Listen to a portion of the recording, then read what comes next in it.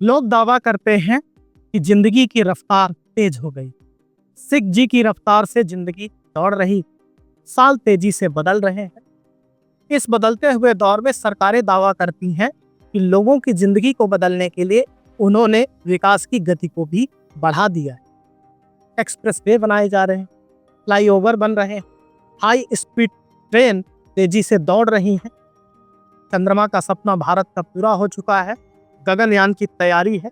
अर्थव्यवस्था को 15वें नंबर से चौथे नंबर तक पहुंचाया जा चुका है। यही नहीं, गांवों की दिशा और दशा बताने वाली पर्दे पर पंचायत सीरीज का चौथा भाग भी अब आ चुका है।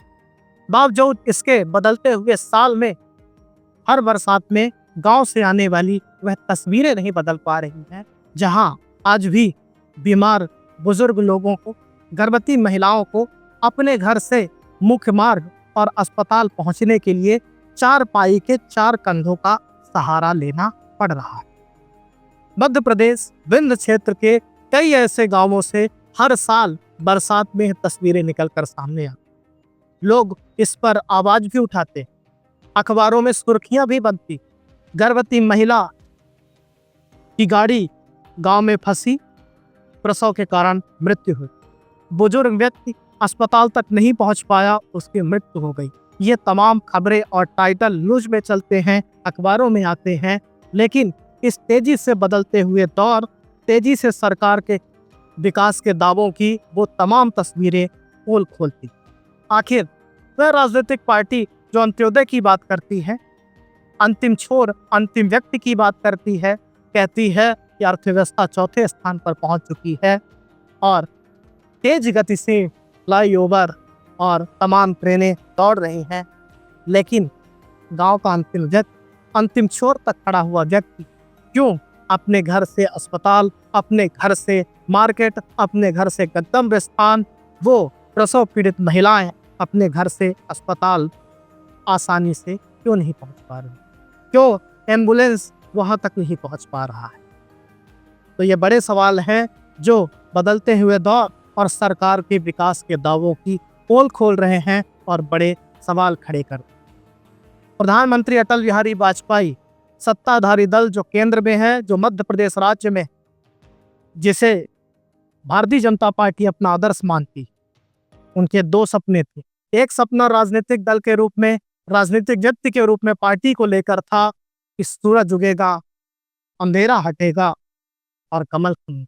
वो जो उनका सपना था वो पूरा हो चुका है। दूसरा सपना उन्होंने सामान्य जन को लेकर देखा, प्रधानमंत्री ग्राम सड़क योजना। हर व्यक्ति को मुख्य मार्ग से जोड़ा जाएगा, हर गांव को मुख्य मार्ग से जोड़ा जाएगा, जिससे बीमार व्यक्ति हो, गर्भवती महिलाएं हो, आसानी से अस्पताल तक पहुंचे। लोग व्यापार रोजगार करने के लिए, स्कूल जाने के लिए आसानी से गंतव्य स्थान पर पहुंचे। लेकिन जब मध्य प्रदेश से, विंध्य से ऐसी तस्वीरें निकलकर सामने आती, सीधी तस्वीरें निकलकर सामने आती, social media influencer Sheela Sahu को पहले प्रधानमंत्री और फिर केंद्रीय सड़क परिवहन मंत्री नितिन गडकरी तक आवाज उठानी पड़ती, सांसद से मिलने जाना पड़ता है, बावजूद इसके कोई सुनवाई नहीं। साल बदल गया, वह गर्भवती हो गई, उनकी कई गांव की महिलाएं गर्भवती हो गई, अब सड़क पर आ चुकी। अब भी खबरें मध्य प्रदेश से आ रही कि गर्भवती महिला अस्पताल तक नहीं पहुंच पाई, बीमार बुजुर्ग व्यक्ति अस्पताल तक।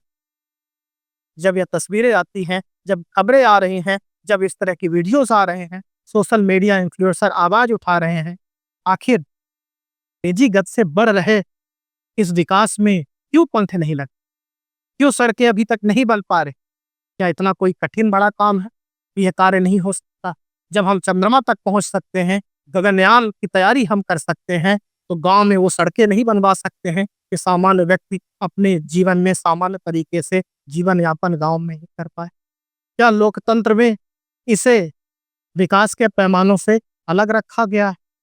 तो जब यह तस्वीरें हैं, जब यह सवाल हैं, तो यह सवाल है कि आखिर गांवों में विकास की गति कब तेज हो, कब शीला साहू की आवाज सुनी जाएगी, कब न केवल सीधी बल्कि रीवा सहित, विंध्य सहित पूरे मध्य प्रदेश में उन गांवों की सड़कें बन पाएंगी जहां अभी भी अस्पताल, स्कूल पहुंचने के लिए तैर कर जाना पड़ता है। चारपाई पर जाना पड़ता है और कई बार लोगों को जान गंवानी पड़ती है। सवाल उन सत्ताधीशों से भी है और सवाल उन विचारकों से भी है जो अंत्योदय की बात करते हैं। खबरिया इसी तरीके से जनता से जुड़ी हुई आवाज लाएगा, दिखाएगा। आप देखते और सब्सक्राइब करते रहें खबरिया न्यूज। बहुत बहुत